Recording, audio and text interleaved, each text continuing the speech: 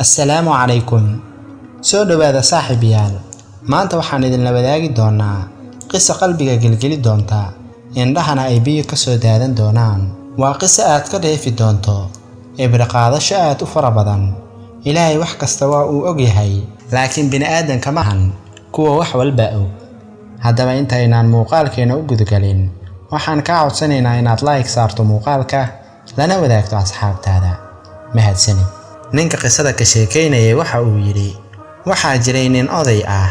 maalin walba waxa uu imaan jiray masjidka, waxa uuna ka soo hormari jiray dadka oo dhan.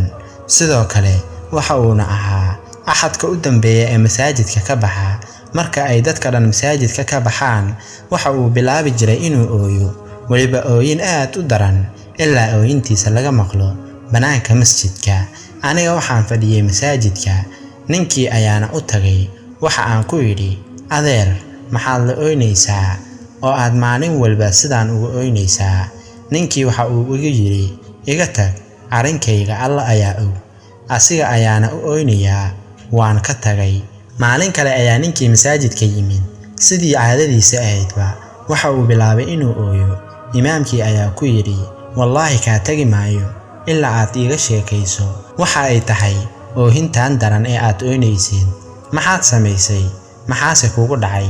ninkii waxa uu yidhi, aniga waxaan ahaa nin dhalinyaro ah, waxaan sidoo kale ahaa midka ugu weyn walaalahayga. waan guursaday, laakiin ilaahay waxba igama siin. guurkayga kadib wax caruur ah ma helin ilaa waqti fog. anigana waxaan bilaabay inaan alle gacmahayga u hoos dhigtay rabbigayga sida uu caruur ii siin lahaa. intaas kadib rabbigayga waxa uu igu irsaaqay gabar qurux badan. aad ayaan ugu farxay, waliba farxad aad u daran markii ay gabadhaydu da'deeda gaartay 5 sano jir. gabadhaydii aad ayay u xanuunsatay, waliba xanuun daran. waxaan la aaday isbitaalka anigoo ku qaylinaya, yaa raxmaan yaa raxiim. dhakhtarkii ayaa isoo fiiriyey, waxa uuna igu yidhi, innaa lilaahi wa innaa ilayhi raajicuun. way dhimatay gabadhaada. ninkii sheekada ka sheekeynaya ayaa yidhi, aniga oo xanaaqsan ayaa waxaan ku idhi, anta laa raxmaan walaa raxiim. wax yar kadib waxaan xasuustay alle awoodiisa, waana ka toobad keenay hadalkaasi. xaashaa lillaah. daqiiqado kadib waxaa ii soo laabtay dhakhtarkii, waxa uuna igu yidhi, gabadhaadii dib ayay u soo noolaatay. alle ayaan ugu mahad celiyey, waxaana ku farxay hadalka. markii ay weynaatay kadib, gabadhaydii waxa ay gashay jaamacad. maalin maalmaha ka mid ah, gabadhaydii waa ay baxday, mana aysan ku soo laaban guriga. waxaan u tagay saaxiibadeed, waxaana weydiiyey gabadhayda. saaxiibadeeda ayaa waxay igu tiri, gabadhaada waxay nafteeda u dhiibtay wiil, waxa uuna ku sameeyey wax kasta oo xumaan ah oo zina ah ilaa ay uur ka qaaday. markii ay ogaatay in ay uur leedahay, waa ay dhuumatay si aadan adigu u ogaan darteeda.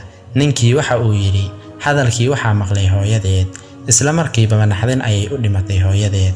saynooyin badan ayaa ka soo wareegatay, anigana waxaan noqday nin da' ah. waxaa ii yimid nin, waxa uuna igu yidhi, anigu waxaan ogahay halka ay gabadhaada joogto. waxaana ku yidhi, halkee ayay joogtaa? meesha ay joogto fadlan ii sheeg. ayada waxay joogtaa meel hiblaayo, ayuu ninkii igu yidhi. anigana waa aan baxay ayuu yidhi, si aan u soo arko inay tahay gabadhayda iyo in kale, ama iyo in ninkan been ii sheegayo. meeshii ayaan tagay, waxaan ku arkay gabadhaydii oo qaaban, oo ay joogto meelaha lagu tunto. markaas ayaa waxaan ku idhi gabadhaydii, halkan maxaa ku joojiyey? aniga oo ul ku dhuftay. intaas kadib waxaan xasuustay in alle yahay raxmaan raxiim. haddii ay gabadhayda dhiman lahayd ayadoo canug yar ah, maanta dhibtaan maanan arki lahayn, oo waa ay ii shafaaci lahayd jannada dhexdeeda. laakiin taasi maanta ma aysan dhicin. intii aan ooyey ayuu yidhi odaygii, ayaan isaga soo tagay. odaygii oo hadalkiisa sii wata ayaa yidhi, haddii aan ogaan lahayn qaybka iyo waxyaabaha naga maqan, waxaan dooran lahayn wixii alle noo dooray. ilaahayna waxa uu yidhi, wacasaa an takrahuu shay-an wa huwa khayrun lakum, وعسى أن تحبوا شيئا وهو شر لكم والله يعلم وأنتم لا تعلمون. intaas ayaan muuqaalkeena maanta kusoo gabagabayn doonaa. inta muuqaalkan muuqaalkiisa xiga ku kulmi doonana sidaas iyo nabadgelyo. assalaamu calaykum waraxmatullaahi wabarakaatu.